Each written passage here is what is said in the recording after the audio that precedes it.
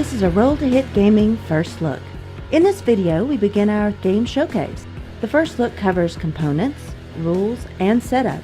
It is designed to give you a quick introduction to a game you might have interest in. Welcome, and thank you for joining us. Let's head into the game room for your Roll to Hit Gaming First Look host. Welcome back. I'm Lucas from Roll to Hit Gaming, and today we'll take our first look at Fields of Green from publishers Artipia Games and Stronghold Games.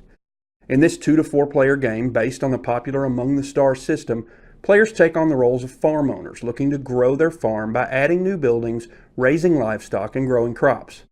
Through card drafting, action selection, and tableau building, players compete to have the highest victory point total at the end of 4 game rounds. Let's get to the table and take our first look at Fields of Green. To set up the play area, begin by separating the cards by type.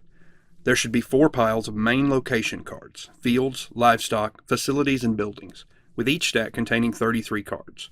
There are also 2 piles with water towers and food silos. Shuffle the 4 main piles and place them face down at the center of the table next to the 4 corresponding indicator tokens. Put the water tower and silo piles face up nearby, and give each player 15 coins, a water tower, and a silo. They should place these 2 cards face up in front of them. Place 3 water tokens on the water tower and 1 food token on the silo. Place the remaining money, victory point tokens, and the water and food markers in reach of all players, forming a supply. Shuffle the equipment tokens and place them face down in a stack near the supply. Determine a start player and give them the first player marker. You are now ready to begin playing Fields of Green. Fields of Green is played over a period of 4 years, each of which is represented by a single game round. Each round is made up of the following 3 phases. Each turn begins with an upkeep phase. During this phase, players will follow these steps. Move the year token to the next position on the year tracking tile. If this is the first turn, simply place the turn marker on the 1 space. Each player gains 1 food, 2 water, and 3 coins. Skip this step in the first round. When gaining water or food tokens, they must be placed on the corresponding water tower or silo cards. Each of these cards has a maximum capacity as indicated by the number of resource symbols on that card. If your water towers or silos have no available space, excess resources are lost. Then, in player order, each player draws 6 cards from the 4 main piles. Players may not look at these cards until they have drawn all 6. Additionally, cards must be drawn from at least 3 of the 4 stacks. For new players, the game includes an example for drawing cards. We'll follow that example here, and in the first turn draw 3 fields, 2 livestock, and 1 construction card. After all players have taken their starting hand of 6 cards, move to the next phase. The action phase is where most of the gameplay for Fields of Green happens. Each action phase will consist of 6 turns that follow the same flow. First, all players will look at their hand of cards. Each will choose one of these cards and place it face down in front of them, then pass the remaining 5 cards to the next player. Once all players have done so, they simultaneously reveal their selected cards and take one of the following actions. Players can choose to build the location they selected.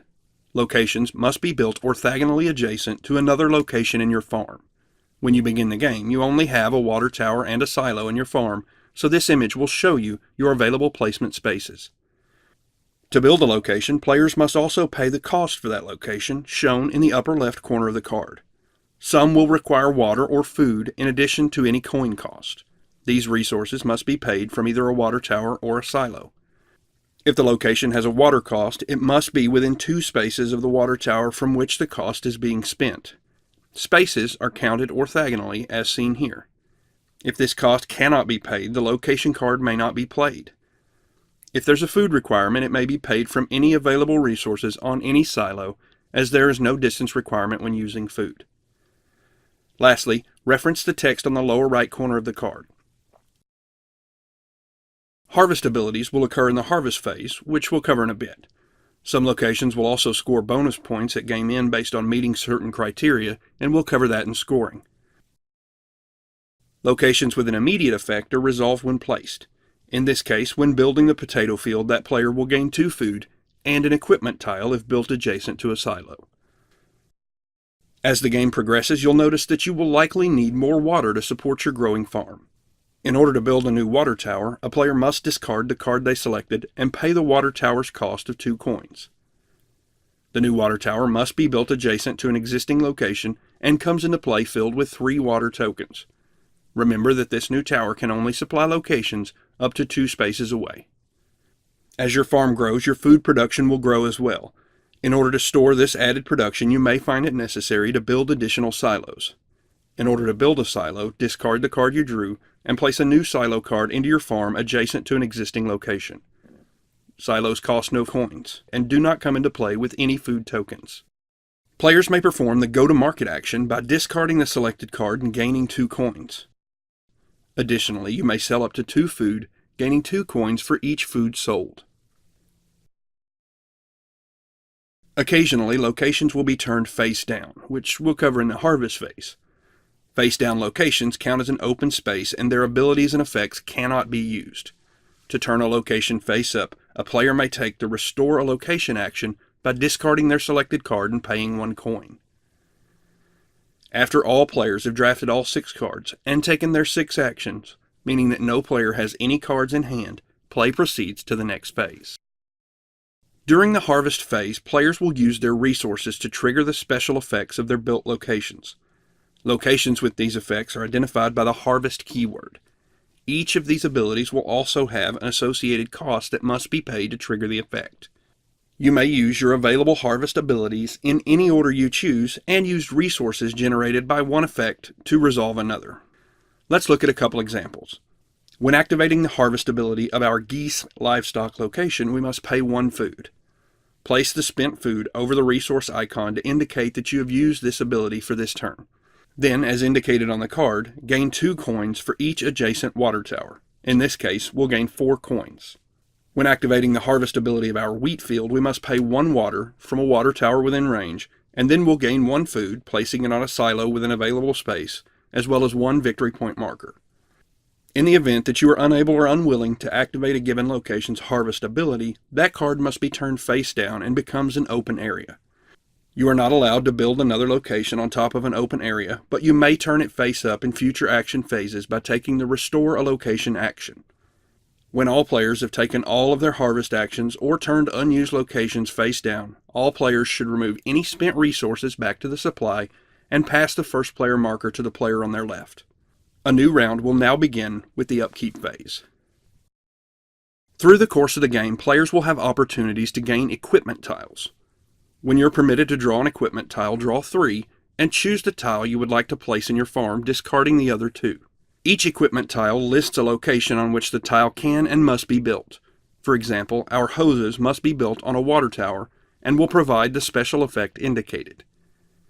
Each location may have up to 2 equipment tiles attached to it, but those 2 tiles must be different. If you're unable or unwilling to place an equipment tile into your farm, you may place it to the side, and at endgame it will be worth 1 victory point. Additionally, for the remainder of the game, anytime you build a location on which this equipment can be placed, you may do so at that time. Players play 4 rounds, adding locations to their farm to generate resources and gain coins and victory points. Once all 4 game rounds conclude, players proceed to final scoring. Each player totals the victory points listed on each of the cards in their farm found here, as well as any victory point tokens they have. Then calculate any victory points earned from equipment tiles with game end abilities, plus 1 victory point for each equipment tile that you set aside and did not use. Also, each player gains 1 victory point for every 3 coins, 1 victory point for every 2 food, and 1 victory point for each empty water tower in your farm. Finally, calculate any victory points earned from locations in your farm with end-game conditions.